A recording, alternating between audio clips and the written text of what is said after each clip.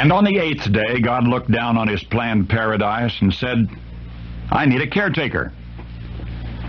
So God made a farmer.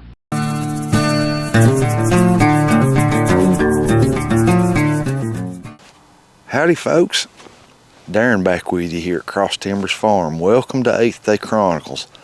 Thank you for dropping by our channel today. We're here in our test plot for overwintering. It's looking really good. It's at a really good height.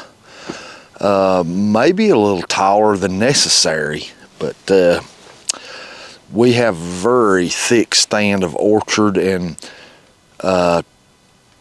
fescue and red clover and some timothy. The weather had coincided better with our cuttings. I think we could have got 4 cuts off this test plot, but we did get 3 really good cuttings off of it.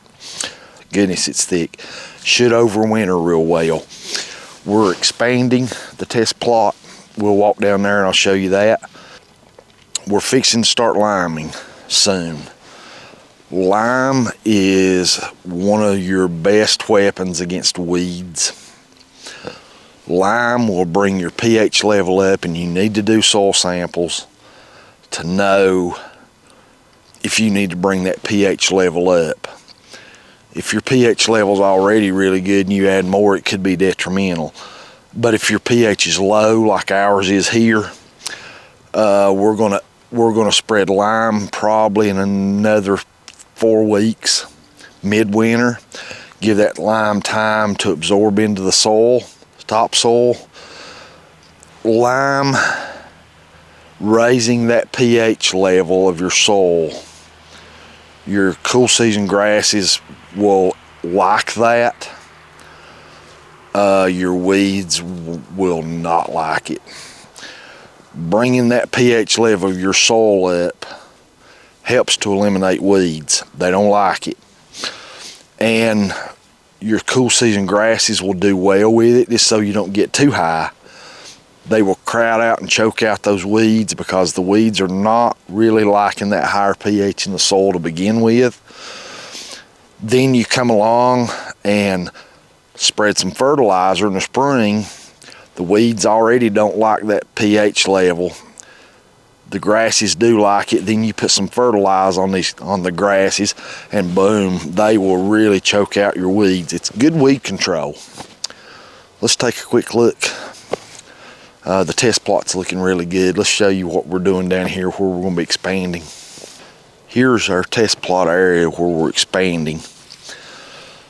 A lot of the fall leaves, I'm going to bend that down, from neighboring trees are in the field here in quite a few places. It's blown over here from the trees along the tree line. We'll be out here very soon in the next few days with leaf blowers. A lot of folks say, why are you getting the leaves out of your hay field? I don't want this stuff baled up next summer. These leaves take quite a while to decompose. And if you have a really thick mat of leaves, they're gonna smother your grasses. So we keep them blown off. We pride ourselves in high quality hay. One of the last things personally that I like to see when I am feeding a bale of hay is to start to see leaves in it. I don't like that. And I don't want our customers to open a bale of our hay and find leaves in it. So we take care of the leaves, get them out of here. And we'll do that while they're still fresh and not started to go down into the soil. We'll get them blown away. We're gonna lime this new area here of our test plot a little heavier than the established section, because it's had some lime put on it in the past. This has not. So now we're in our main hay field. Likewise, we got 2 cuts off this main hay field this past year, and if the rain had coincided a little better with our schedule, we could have easily gotten 3 cuts off this field. But it just The weather just did not cooperate, and it is what it is. We have a really nice high stand of our cool season grasses and legumes in this hay field to overwinter it really well.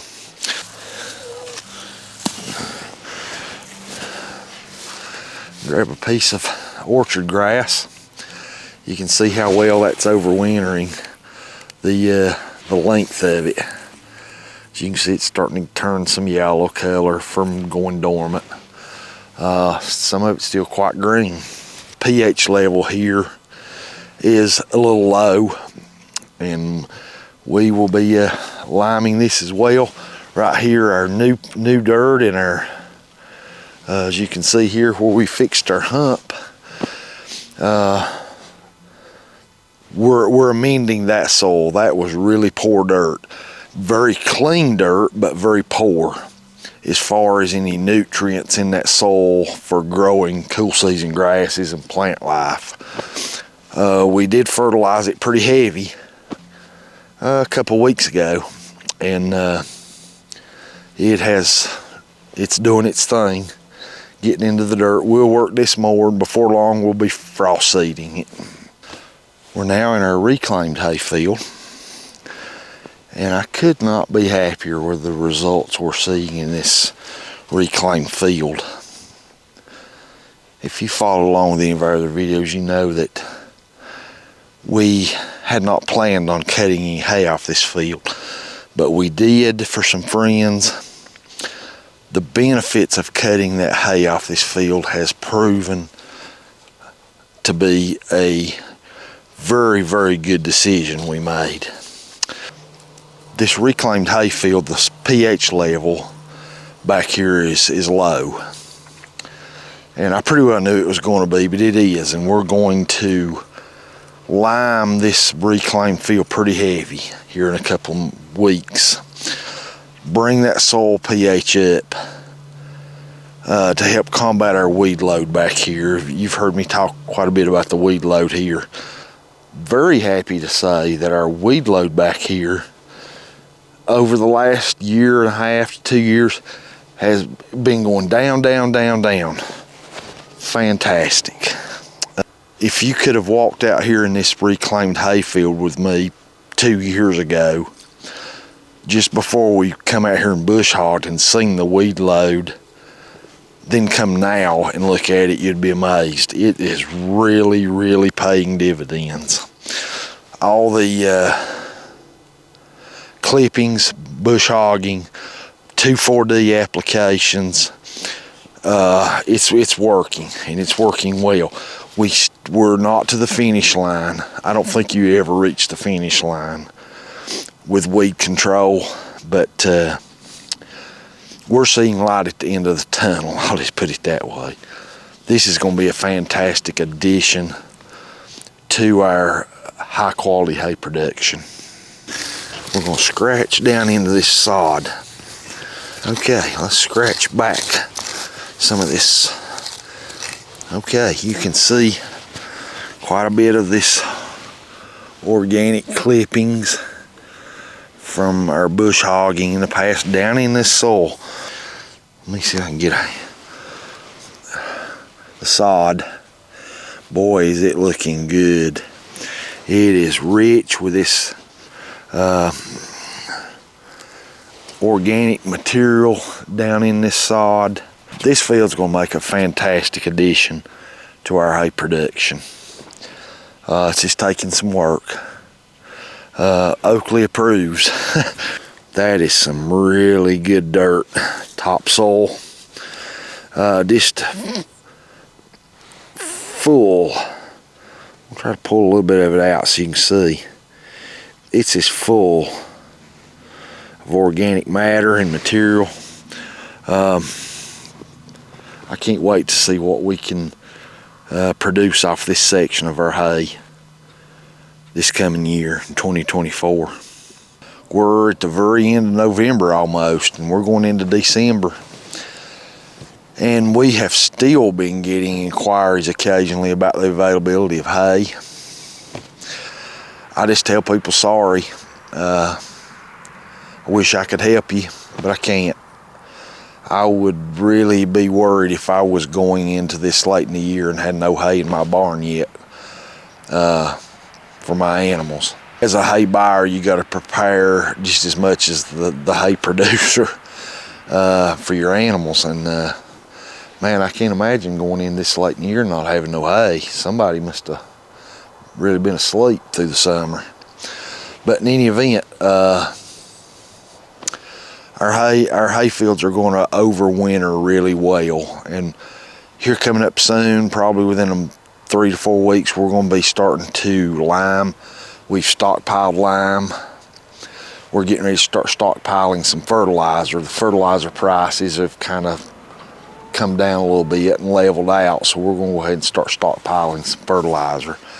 We have stockpiled enough lime, I do believe. And we're going to start spreading that lime and give it time to work its way into the soil. We're continuing work inside our barn. That's been a slow process. Lots of things to rearrange, and we had a lot of equipment in there for animals, for our dairy goat herd that we no longer use, and we've been liquidating some of that equipment. But that's slow go, but it is coming along. I'm hoping to be able to park some equipment in the new spaces in our barn very, very soon. I'll bring you along with that, show your progress there. Thanks for being with us today here on the farm for this very short update. We're late November going into December.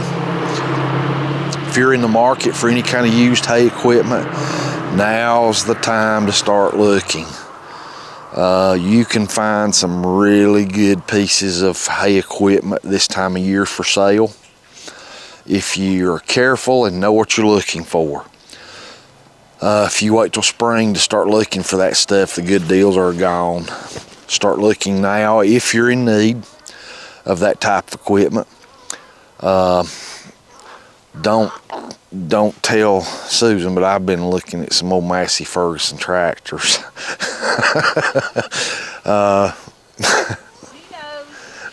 Oh no, you might have heard me. There's nothing quite like the sound of that old Perkins diesel engine, and I love those. The whole thing about those old Massey Fergusons. We'll cross that bridge later. But thanks for being with us here today on the farm. We really appreciate it. Our channel's growing, and we really, really appreciate you folks that follow along with us every week. You've been a blessing to us. Thanks for coming along with us today in this short video. We pray that you and your family have a fantastic day.